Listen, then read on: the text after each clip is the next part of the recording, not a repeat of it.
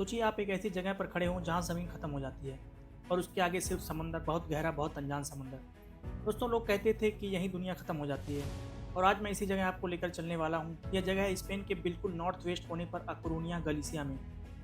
मेरे बिल्कुल सामने जो जगह है इसे हज़ारों साल पहले एंड ऑफ द वर्ल्ड कहा जाता था। स्पेनिश में इसे कहते हैं फिस्तेर्रा। और यहीं पास समुद्र के बिल्कुल किनारे चट्टानों पर एक मीनार है जिसे टावर ऑफ हरक्यूलिस कहते हैं।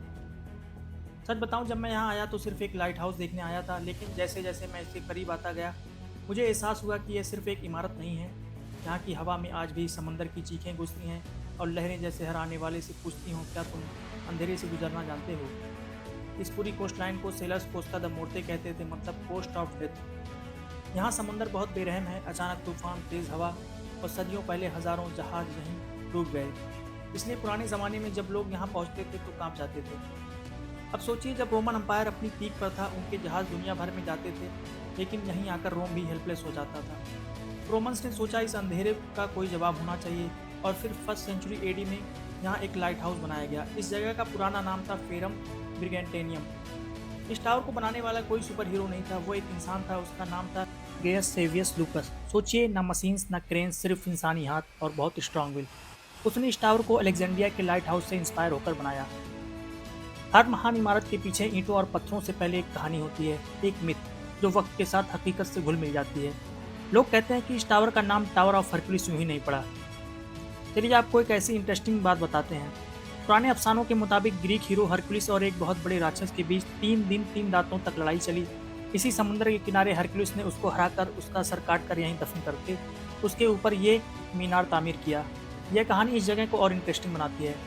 एक और अमेजिंग बात, जब आप टावर बाहर से देखोगे तो वो 18वीं सेंचुरी का आउटर डिज़ाइन है, लेकिन अंदर आज भी 2000 साल पुराना रोमन टावर जिंदा है, यानी एक इमारत के अंदर एक और इमारत।